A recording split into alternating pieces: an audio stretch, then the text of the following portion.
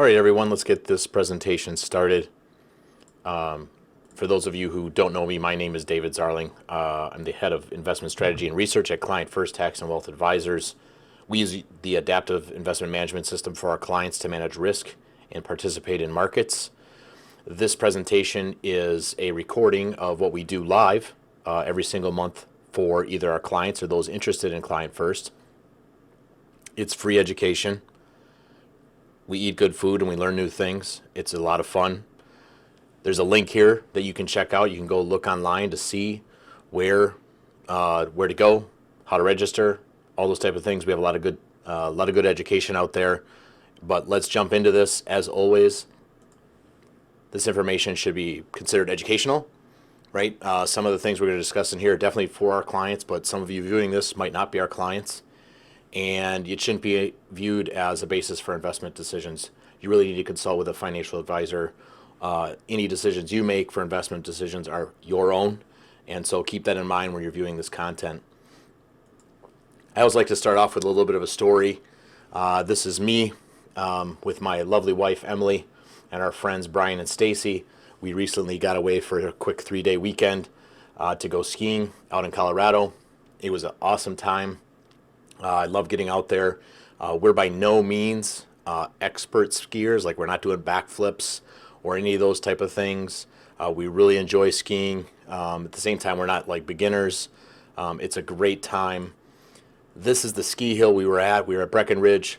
Beautiful, thousands of acres of snow. Great time.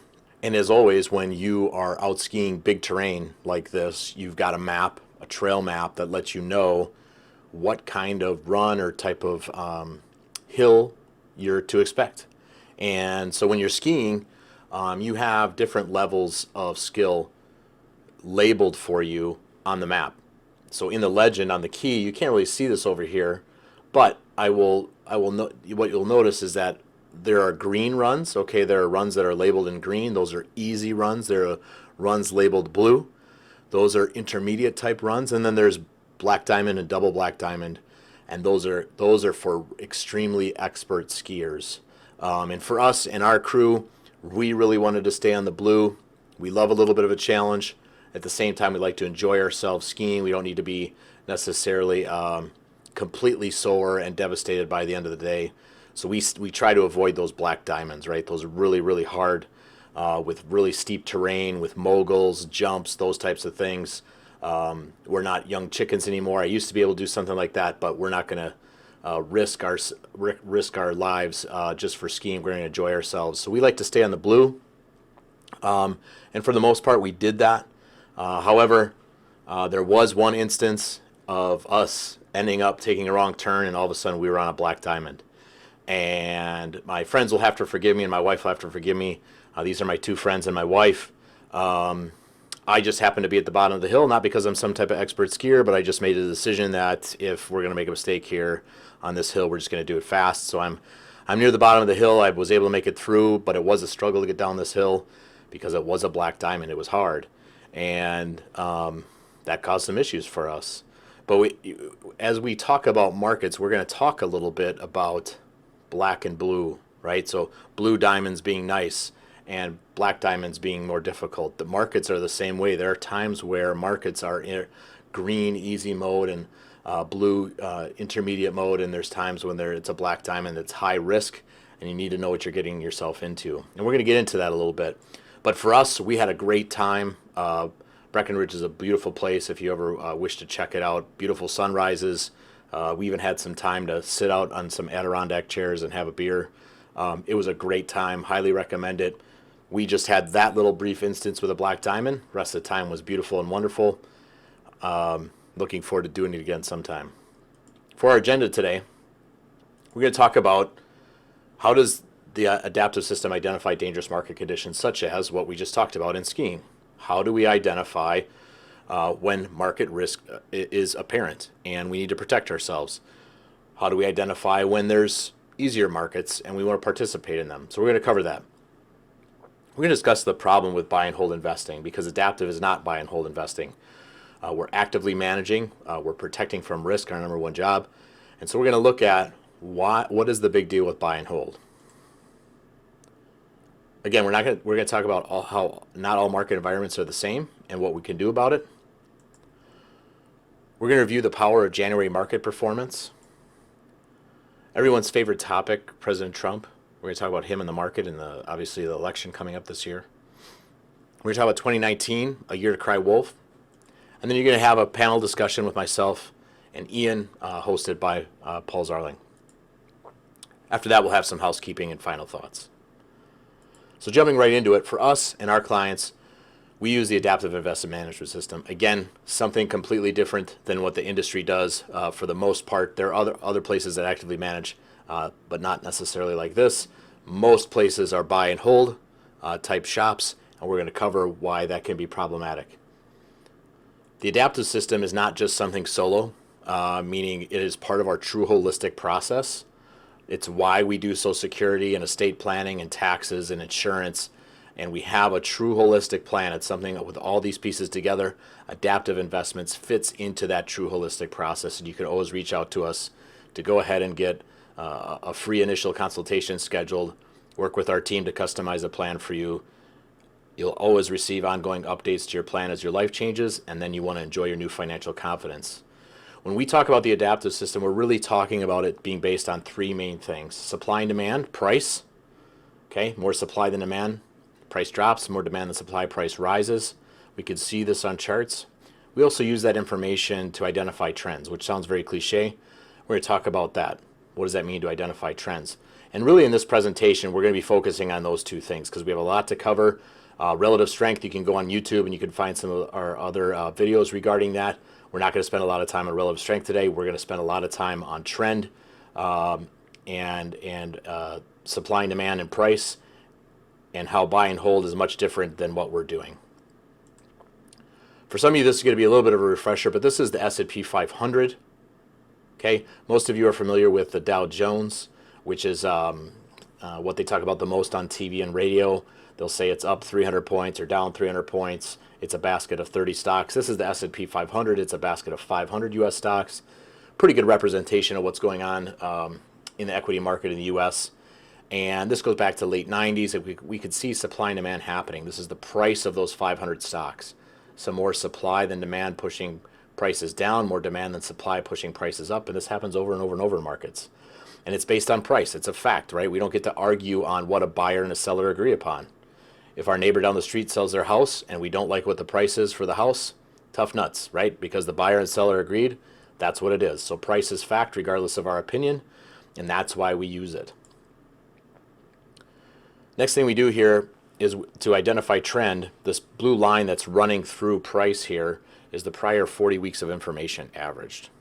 Okay, so the blue line, prior 40 weeks of information averaged. And what this does, it helps us identify, are we in an uptrend? Are we in a downtrend, or are we in a sideways trend?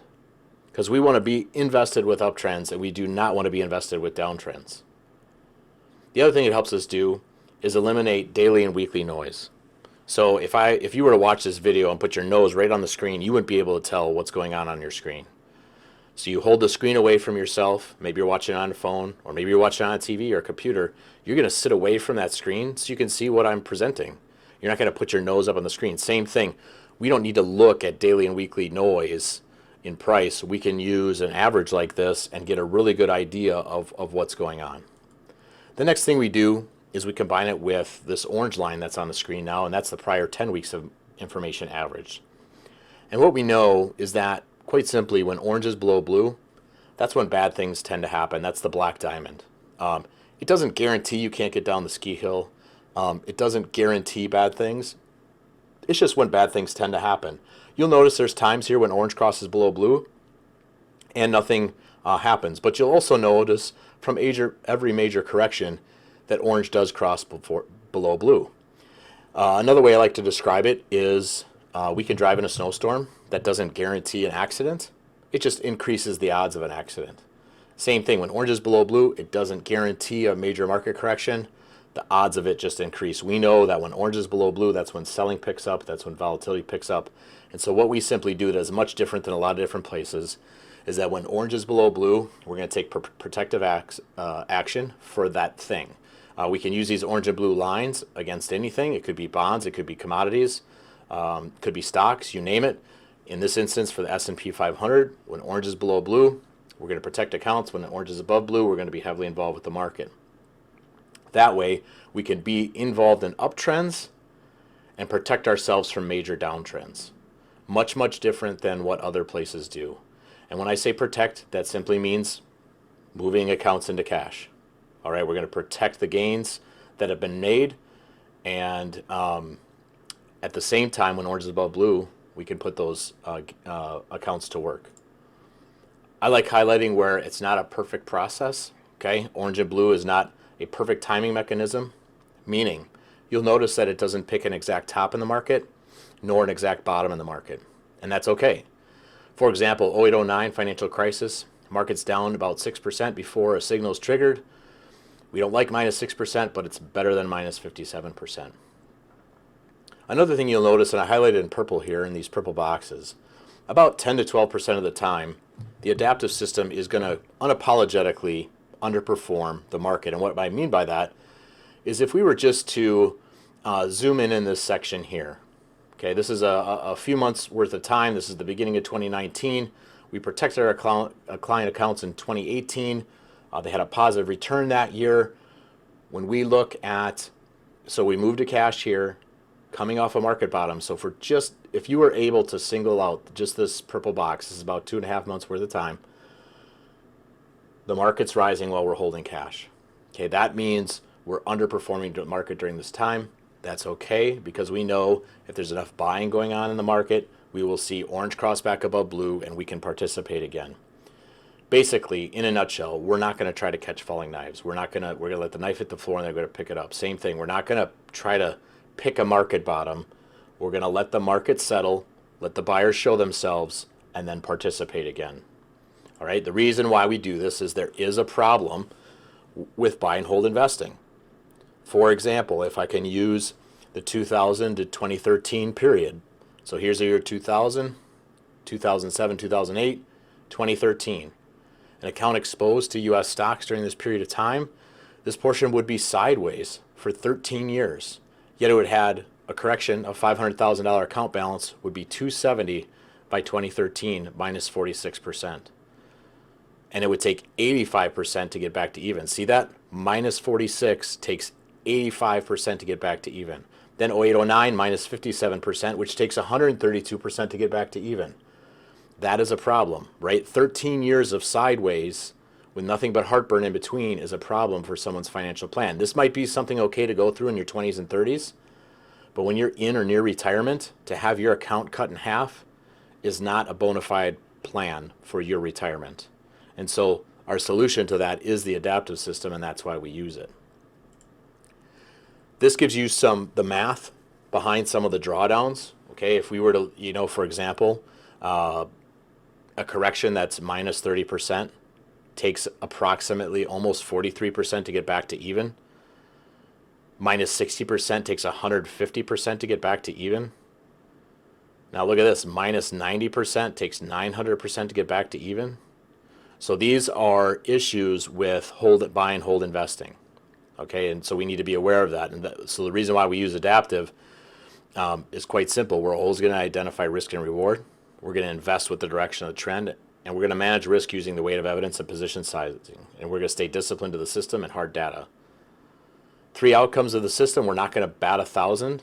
Okay, really, when a new position is taken within the system, it's either a big win, a small win, or a small loss. What you'll notice in there is the avoidance of big losses.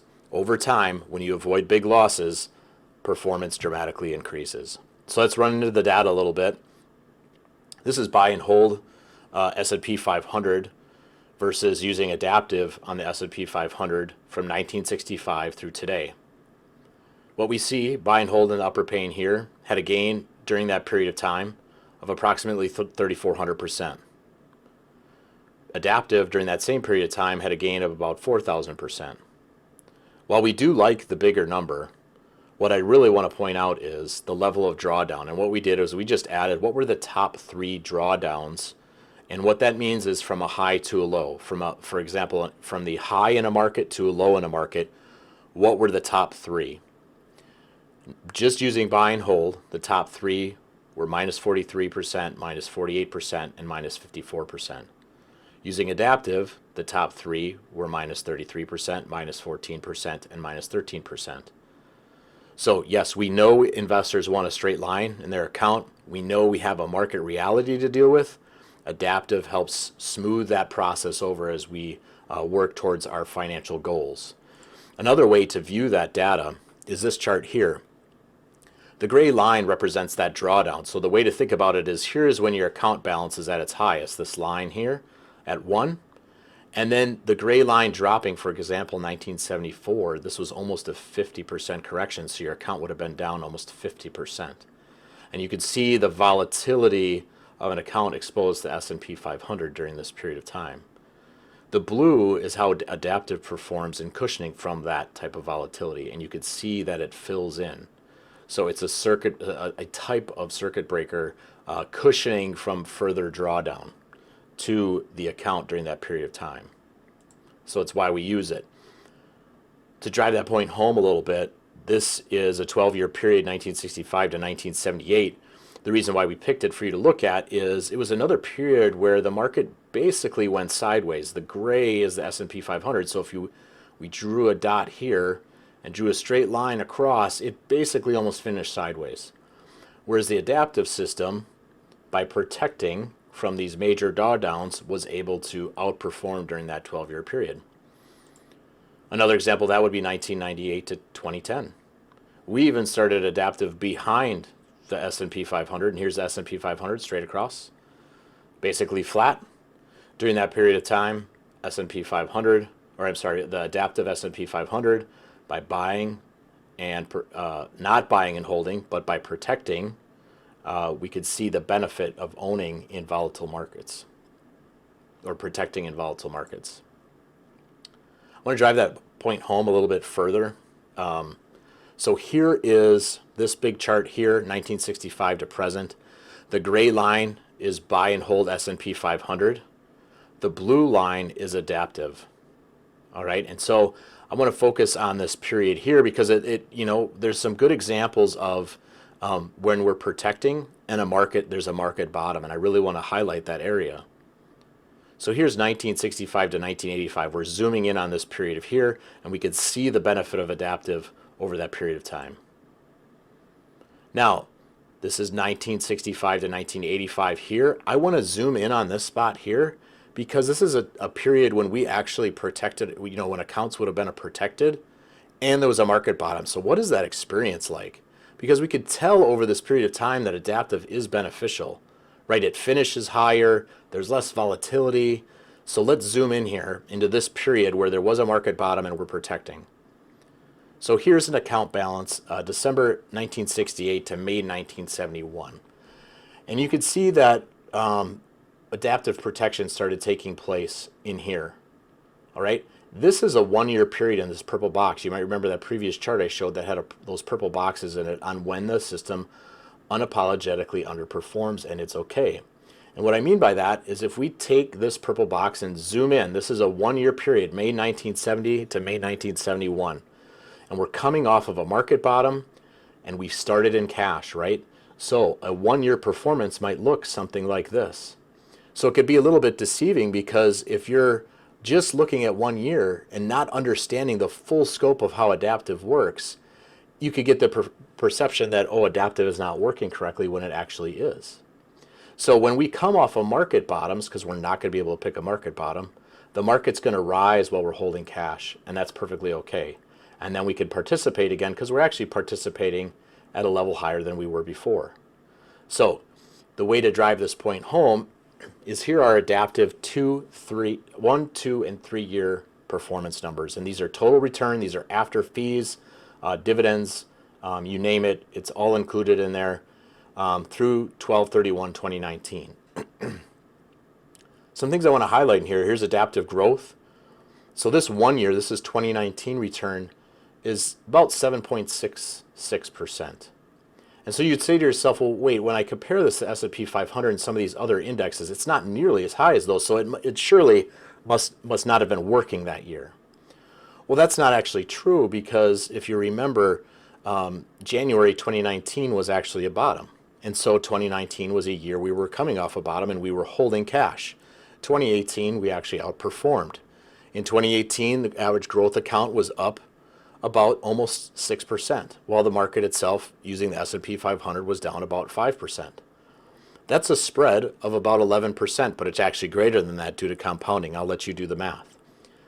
The way I can prove this is when you look at 3-year returns, we can see that, for example, growth had a 33, almost 34% return, which is very much like these market returns here, whether it's the Russell 2000, the New York Stock Exchange, emerging markets, etc. The big takeaway that I want to drive home is this max drawdown during this 3-year period of time. So market-like returns, but what was the high to a low for someone holding an account? So for someone holding adaptive growth, the max drawdown was about 9%, which takes about 10% to get back to even. The other of these, you could see how much more dramatic they are. Minus 19, minus 18, minus 26%. S&P 500 almost minus 20, which took almost 25% to get back to even. So you're getting market-like returns with half the drawdown. So the volatility is cut in half to obtain almost the same amount of market return. And so that is the power of being adaptive. That is the power of staying disciplined to something over 3 to 10 year periods of time, because it's not just about 1 year. It's about 3 years, 4 years, 5 years. How does a system perform in different market environments? For example, this is our most recent period of time where this is the market bottom. So from here to here is about minus 20% in the S&P 500. We protected client accounts on December 7th, 2018. The market continued to drop substantially into Christmas Eve and then bottomed at the beginning of January. In fact, this is the beginning of January here. We're not involved until later in the year. All right, and so at the beginning of 2019, we were not involved, but that's on purpose, right? Because we're protecting in this type of environment. Well, why? Well, the question we have to ask ourselves is, on January 1st, 2019, was it responsible to be fully invested on that date? Because we don't know what the future brings. And we know that when orange is below blue, that's when we're on a black diamond, and that's when we know risk is increased. And so for us to be fully invested on January 1st, 2019 would be irresponsible. And let's walk through that a little bit, because the other method of investing would be to just buy and hold, okay? And that only works if 2 criteria are met. If the market you're involved with always bounces back and you hold 100% of the time. So what would some of these other corrections that have happened in the past, because we're strong market historians, right, look like if we had not protected during that period of time? So all of these that I'm about to walk through are basically from this point in time up here, September, October of 2018. So in 1976, there was a minus 28% correction. If that had happened, that would have taken us down to here in the S&P 500, and a $500,000 account balance would actually be $360 at this point in time. 1966, minus 37% correction. A $500,000 account balance would be $315, and your account balance would be associated with this period in time, which is approximately 2014. Okay, so almost 4 years of gains wiped out. 1916 had a minus 41% correction, which would have brought you down to here in a balance that's similar to 2013. Minus 41% on a $500,000 account balance would be $295. 1973 had a 45% correction. I think you see where I'm going with this. It would have led to an account balance to being located somewhere associated with S&P 500 down here. 1919, minus 47% of $500,000 account balance would be $265. The year 2000, minus 49%. Account balance would be $255. And notice where this would put you. With a balance somewhere similar to the year 2000, almost 18 years ago. Okay? Almost 19 years ago. Think about that. 1937, minus 54%. The account is now 230%. At 230,000, but that's okay, right? We're a buy and hold investor. We're going to hold on, right? We're not going to sell. We're down 54%. The account is more than cut in half, and we're buy and hold investors, so we're not going to sell. That's what you have to do if you're going to be a buy and hold investor. So you're going to sit through this.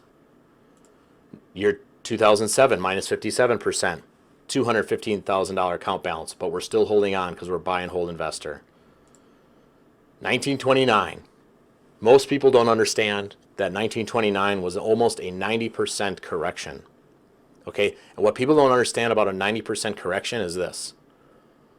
A 90% correction is an 80% correction, right? Think of your account balance after 80%, and then that account balance is cut in half again. Okay, so that's pretty dramatic. So a $500,000 account balance is now $55,000. Meanwhile, our clients know that we would have been out of the market up here.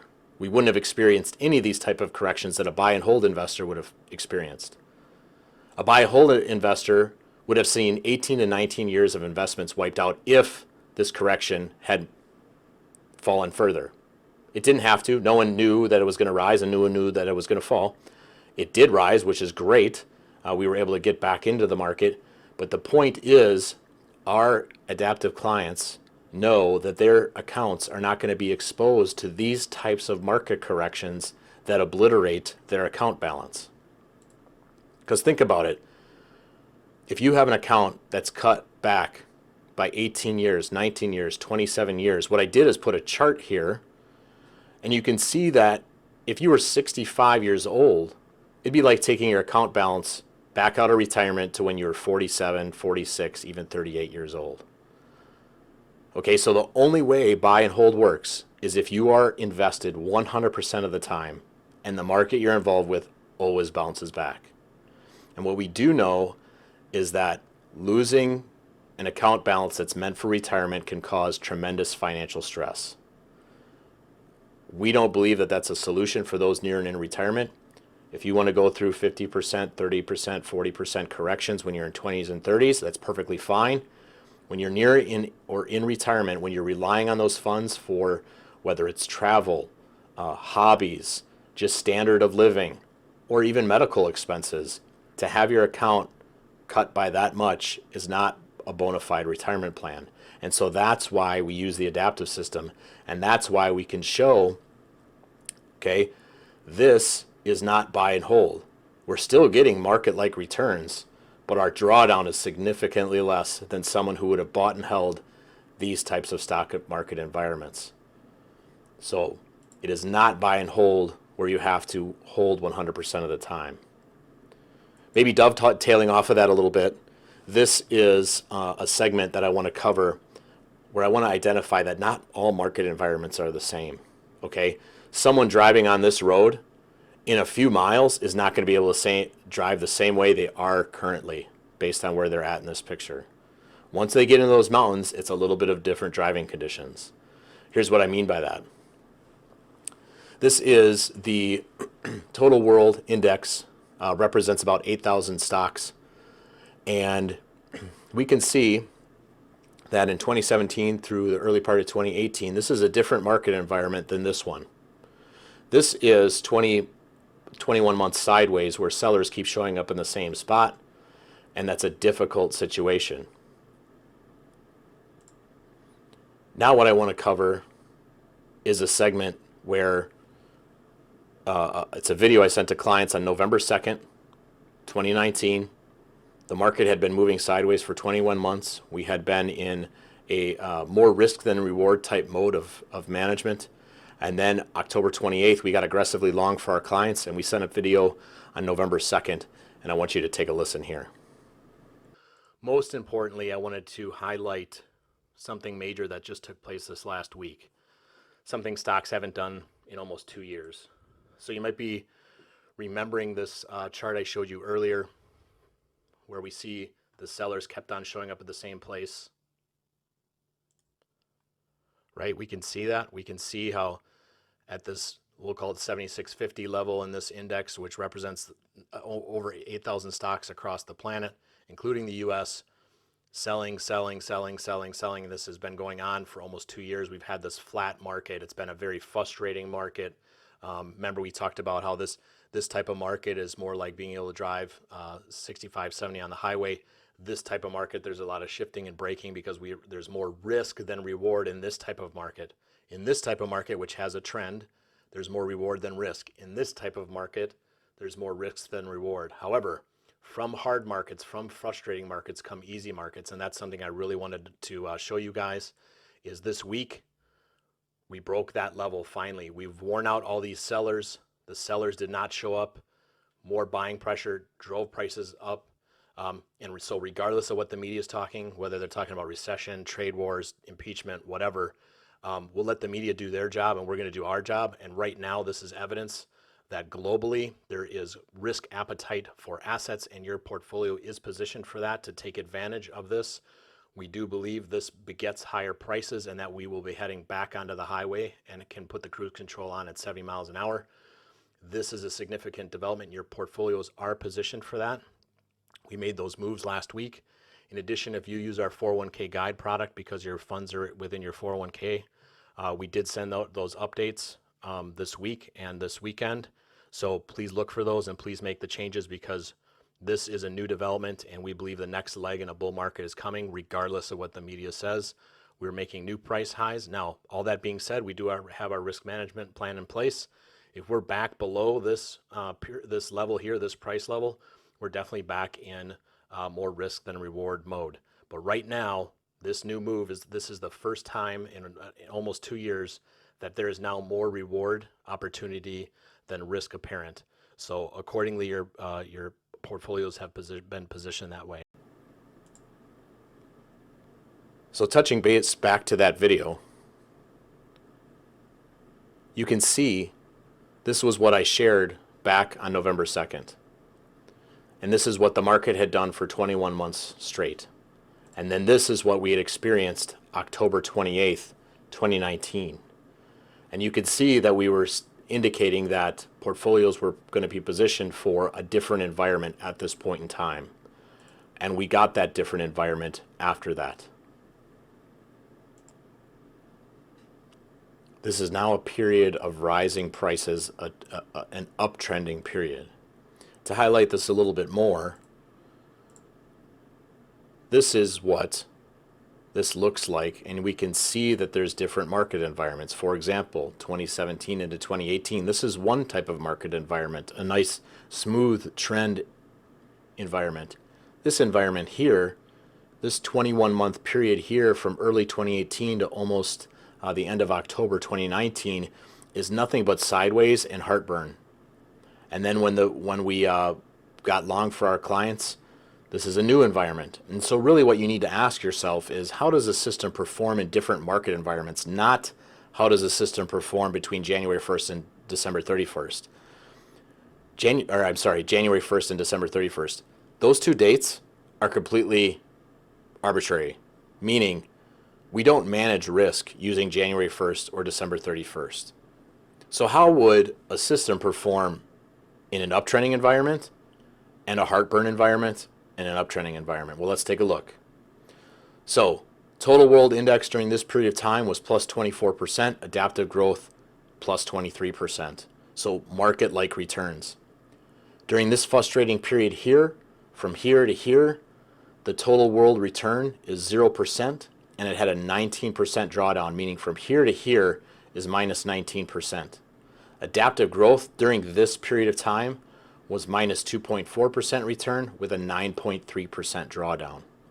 Half of the drawdown of this. In the new environment, total world index is up about 8%. Adaptive ultra growth is up about 16%. Adaptive growth is up about 12%.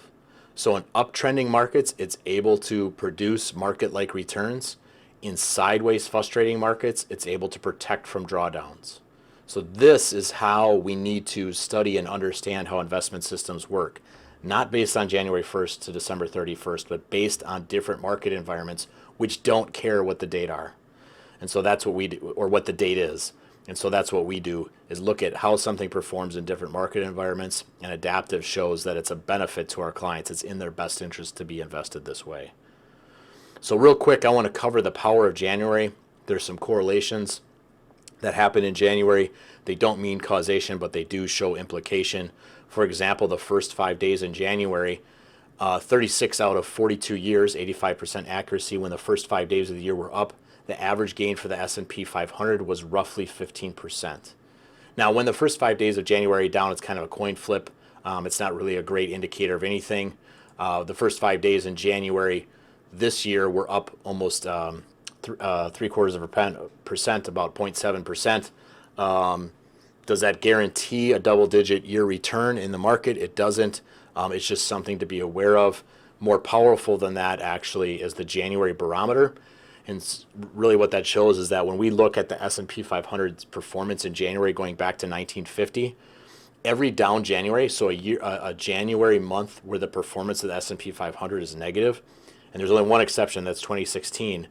When that happens, it precedes a flat market or a 10% correction or even extended bear market. So when the first month of the year has been down, the rest of the year followed with an average loss of almost 14%. The only exception of that was 2016. When we look at the opposite, when we say, okay, what does it look like when the month of January is positive? History suggests that the rest of the year will benefit and finish up as well. So going back to 1950 again, has an amazing hit rate of almost 90%. When January records a positive return in the S&P 500, the year finishes positive as well. Pretty incredible. And we're almost to the close of the month. We don't know what the return on January is going to be.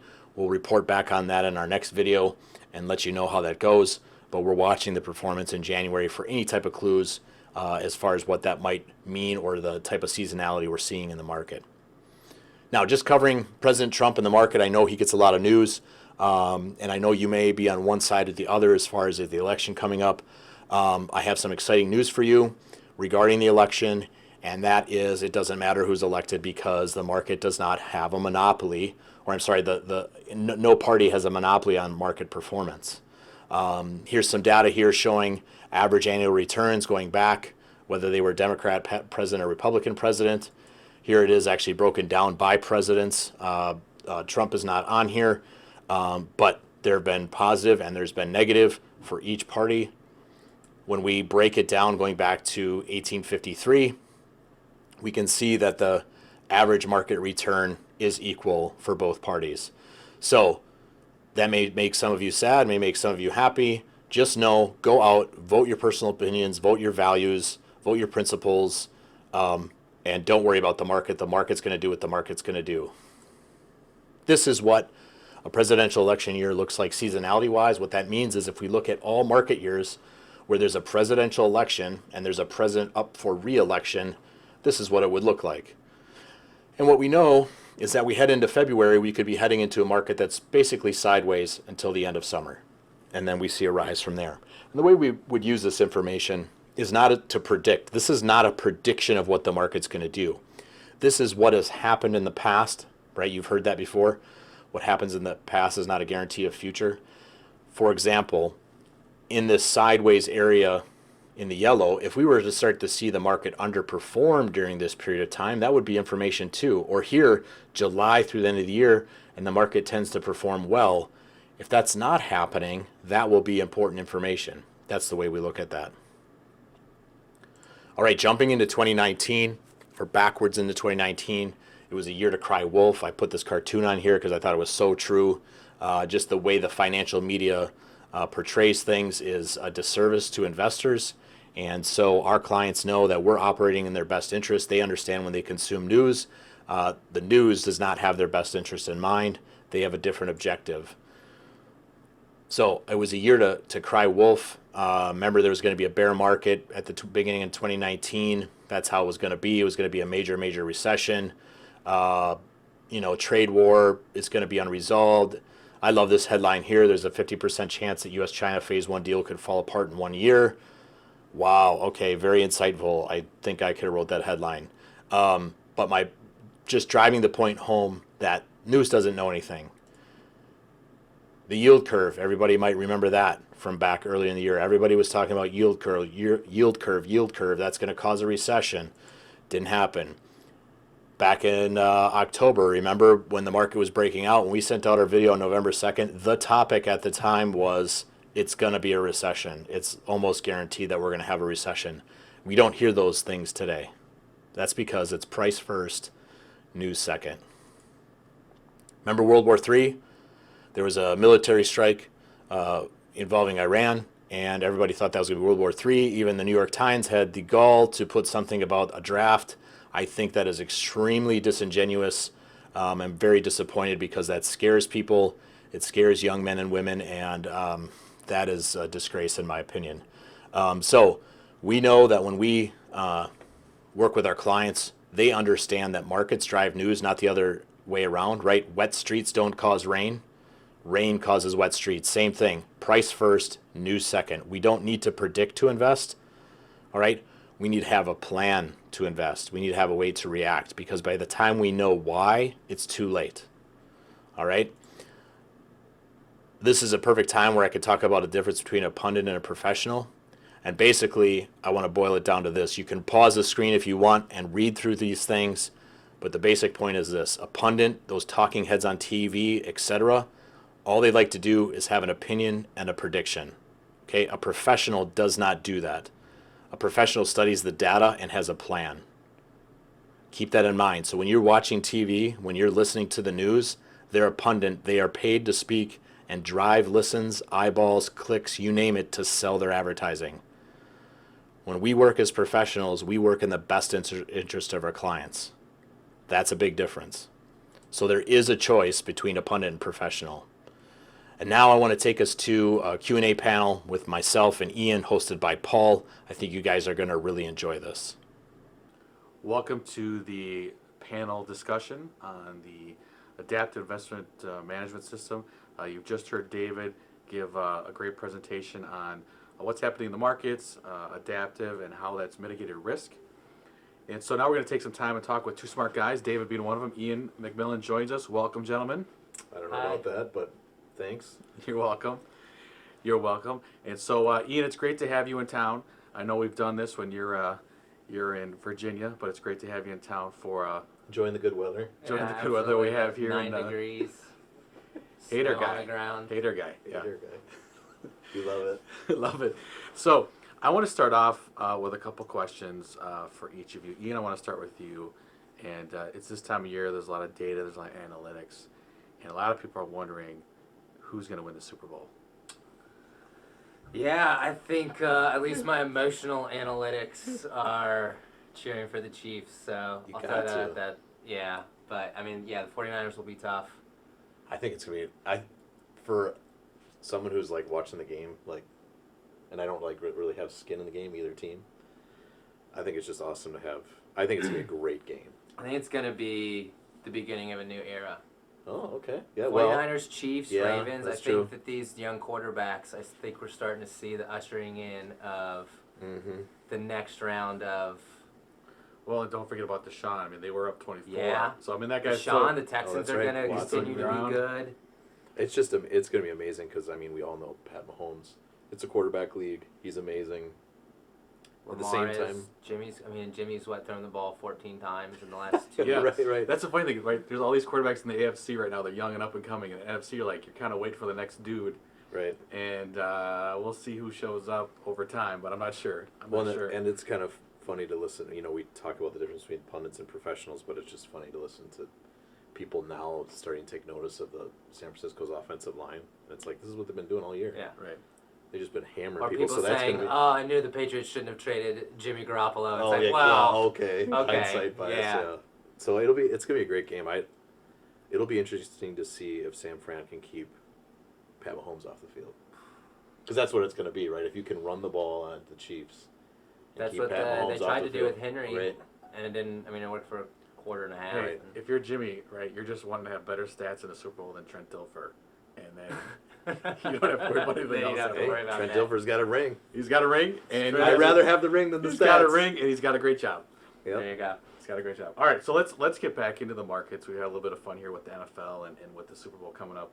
But Ian, I want to start with you. You've written some great updates that you get emailed to our clients. So we really appreciate you doing that. And one of the recent ones you talked about phase one of the trade deal that was recently signed. And I want to get your thought context on focusing on price rather than the headlines and what that means for how you do your job and what that means for our clients. Absolutely. I think Dave really did a great job of summing up the headlines that we've seen over the past year or so in regards to tariffs or trade wars, elections. I mean, even going back to 2017 with Brexit. And for us, it continues to not be a part of our process. I know it can be incredibly difficult to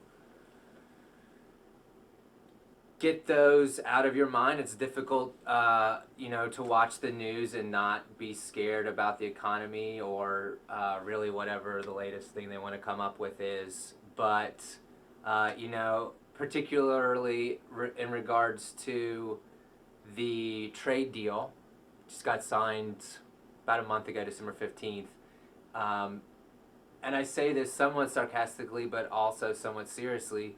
It's not like on December 15th, I woke up and texted Dave and said, "Oh my gosh, I'm so excited. We finally have the all clear to go out and buy stocks." Right. Yeah. That's just not how our brains really work here at Adaptiv with our process. So we, obviously clients know we've been heavily aggressive in stocks well before any trade deal news. Yep. End of October.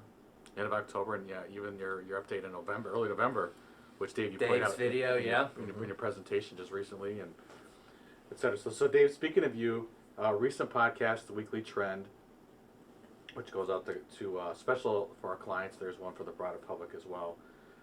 You guys discussed treasuries and interest rates. For those that didn't get a chance to listen, or maybe a little bit trying to catch up on the news cycle, fill them in what's going on with rates from your perspective. Sure. Most people, when they consume news or they hear about rates, they think about the Fed, and is the Fed going to raise or lower interest rates? I actually come from the school belief that bond markets dictate interest rates, and the Fed just responds to that. Mm-hmm. And so something we've been keeping our eye on since August of last year, August of 2019, is we've seen bonds slowly compress lower. And what I mean by that is the range in price continues to narrow, very similar to a spring. And what we know is that from compression comes expansion. And so we know a bigger move is coming, and likely. It's not a guarantee, but it sure seems to be setting up that way. And directionally, we don't know which direction. We just know that bond prices impact rates. So bond prices up, rates down, bond prices down, rates up. And so directionally, whatever this potential larger move in bonds is will have an impact on interest rates. Again, we don't know for sure which direction. I mean, there's certain things evidence-wise that's building up, but I can let Ian talk about that. But it's something, interest rates impact a lot of different things, and so it's something we're keeping an eye on. Certainly. Ian, let's build on that a little bit. Talk about how the interest rate environment can affect other asset classes. For sure, as Dave said, interest rates definitely have a ripple effect across other asset classes, particularly in equities. You would see sectors like utilities and real estate, what investors call bond proxy sectors.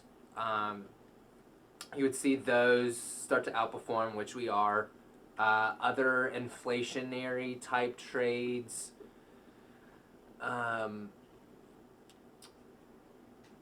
would get hurt. Would be a headwind for stocks like banks, things like that. So that's what we would be paying attention to. Obviously, long treasuries. The further out, the more exposure you're going to have towards those interest rate moves. So that's things we'd be looking at. Mm-hmm. So, Dave, you brought up a lot of things in the earlier slides about headlines, financial news headlines. 2019, when you take a look back, it just kind of gives you a chuckle, right? Everyone's calling for a recession, which would have been the first time a recession's been called by the financial media or even the general public. So that was interesting. But let's talk about, there are some things in the news now, right? You have, the impeachment that's kind of floating around there on Capitol Hill. You've got the virus in China. You have, let's think of some other things. Iran, The trade deal, which you kind of talked about earlier, Ian. Mm-hmm. election. Yep, the election coming up in 2020. I want to come back to that one, so don't get too far ahead of me here. Gotcha. But talk about those headlines and insights you can provide regarding it relates to risk in the market and kind of what you're paying attention to. Well, obviously, 2020 being an election year, we're gonna have plenty of news to navigate as consumers, right? And that we just need to remember that's what we're doing is consuming news, and media outlets have a different job than we do.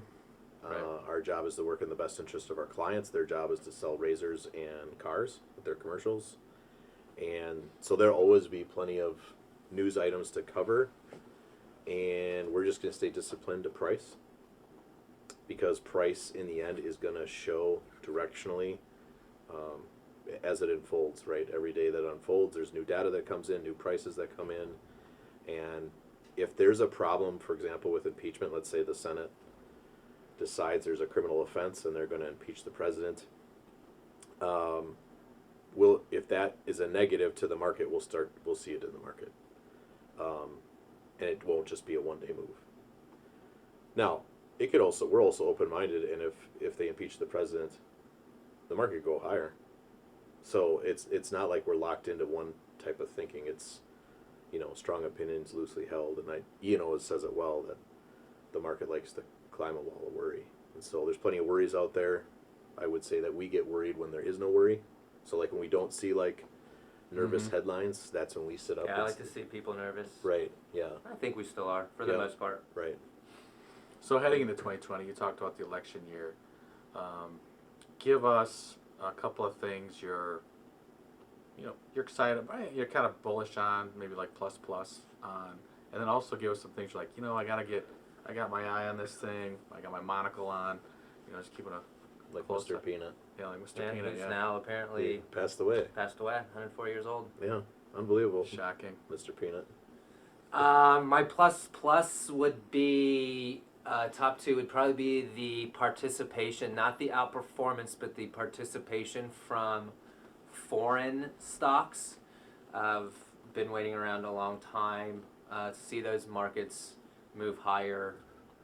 And I'd say the fact that here domestically, the best sectors that we need to see outperform, specifically tech and healthcare, those really types of growth sectors continue to lead the market. So those are two big tailwinds, I would say, for stocks both here in the U.S. and around the globe. All right. Thank you, Ian. Anything, Dave, you want to add? I can't remember if you were asking for pluses and minuses. Correct. Both. So since Either he did or. a good job covering the pluses, I would say some things that we're looking at, because we don't just bury our head in the sand. We take a weight of evidence approach. So one thing that's interesting to see what's going on with Boeing stock. It's breaking down below important levels, and it's the largest component of the Dow. So it'd be very similar to someone observing Christian Yelich get hurt on the team and on the Brewers and not know exactly what's going to happen. It's not necessarily a good thing when your best player on the team is hurt or out of the game. And so if Boeing's going to get sold off, that doesn't mean the market can't rise. It's just something we look at that could be a red flag.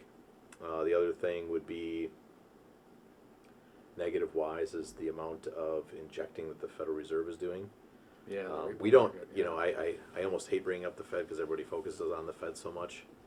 But if you've got a market rising like it is, and you have the Fed over on the side, then they are doing a lot of repo operation, repo injections, as if there's financial distress. So the market is not showing financial distress, and the Federal Reserve is kind of acting like there is. So it's a little bit interesting to see that dynamic. Again, price is going to dictate our moves, and so if the market starts to show that a major correction is underway, we'll take action. However, there's a difference between a correction and a pullback. Like for example, a pullback of 5% would just take us back to the 50-day moving average or the prior 50 days of information. A 10% pullback would only take us back to the breakout from October, around 3,000 S&P 500. So markets have normal pullbacks throughout a year all the time. So 3, 4, 5, 8% pullback would be perfectly normal, perfectly healthy. Doesn't have to be the beginning of a major correction, and we'll just take the data as it comes. Speaking of the data, and this is kind of a bonus question that we can do now because we have a little bit more time than the live events. But I'm just curious. You guys have had a lot of experience. You've seen a lot of data. You've seen a lot of things.